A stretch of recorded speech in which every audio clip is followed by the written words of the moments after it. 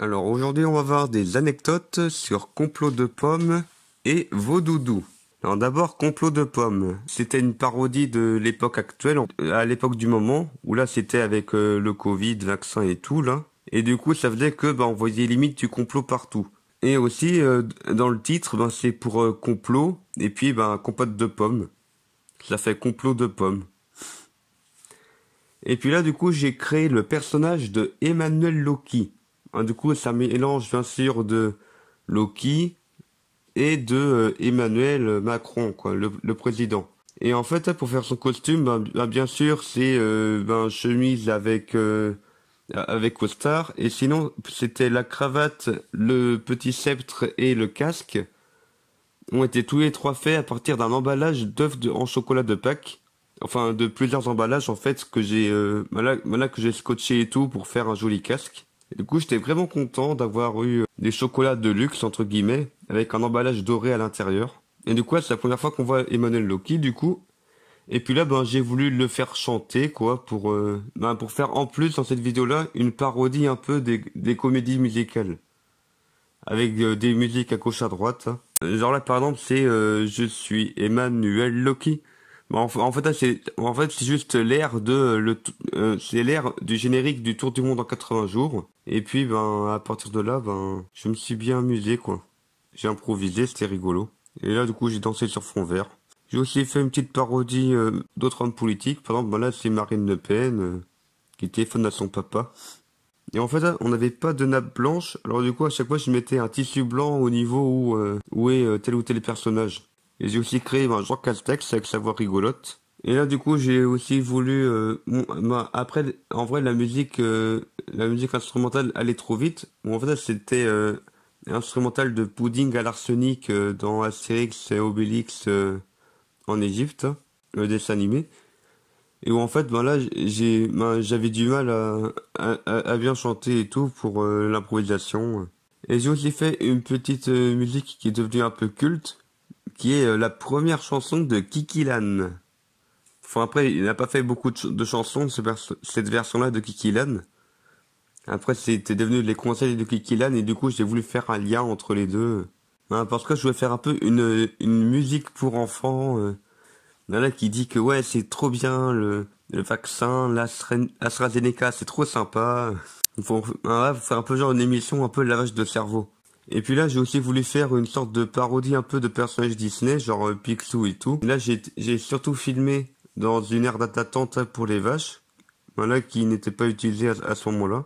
Et quoi, c'était avec des bottes et des protections pour le trépied. Et ma petite sœur qui joue les trois neveux. Où du coup, forcément, il y en a deux qui sont sur fond vert, quoi, à chaque fois. Et puis là, il y a Mickey et Donald qui sont dehors, là, du coup, ils ont le masque. Et en fait, ce qui est marrant, quand j'y pense, encore aujourd'hui, dès que mon père, il voit quelqu'un qui porte masque à l'extérieur, m'a dit, ah, il a un bec de canard. Et puis là, Donald, c'est un canard, quoi. Là, je aussi voulu faire une petite parodie de Cruchot, là, dans là, le personnage de Witness, avec, et paf, contravention. Et puis là, on voit un peu l'écho que j'ai, où en fait, là, c'était pour un peu, le personnage de Loki qui embête la copine de Thor. Et du coup, là, c'est Emmanuel Loki qui le joue. Et d'ailleurs, Emmanuel Loki, du coup, j'ai voulu faire une transition de genre 5 ans plus tard, où en fait, là, on voit du coup que ses cheveux ont poussé, vu que les coiffeurs, ils peuvent plus sortir. Et du coup, j'ai voulu lui donner comme ça, un peu le style de Loki dans les films, dans le film et série. Et d'ailleurs, le personnage de Loki comme ça, avec le costard, en fait, je me suis inspiré par rapport au design.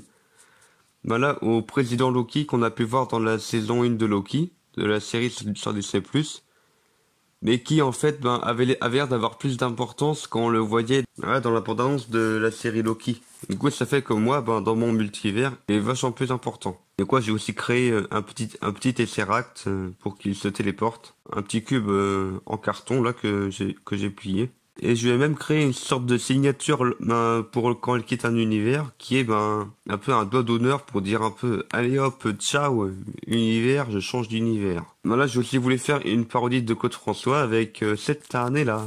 Alors maintenant, complot de pommes.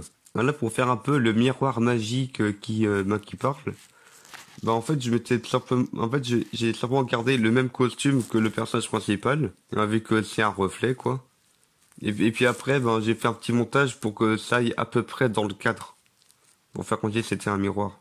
Et là du coup, ben j'avais pris 3 peluches dans le grenier, dont la petite licorne que ben je savais dès le départ que je voulais que ce soit la petite licorne qui soit possédée. Et du coup, Vaudoudou, bien sûr, c'est une parodie de Vaudou.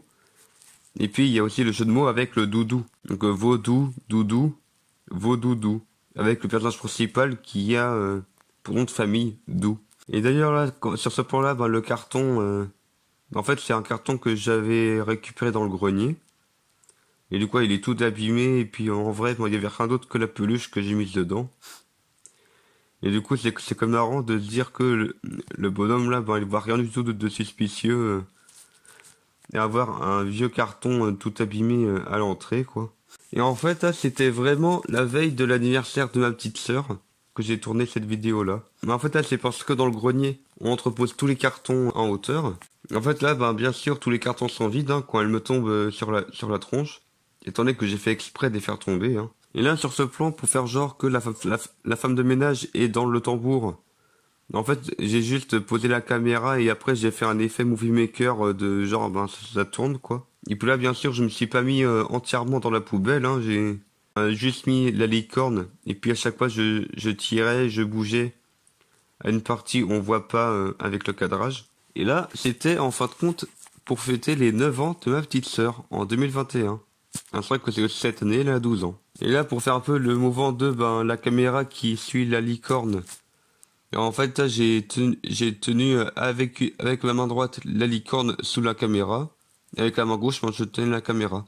Et là, du coup, c'est le retour de l'agent 42 de la fondation SCP.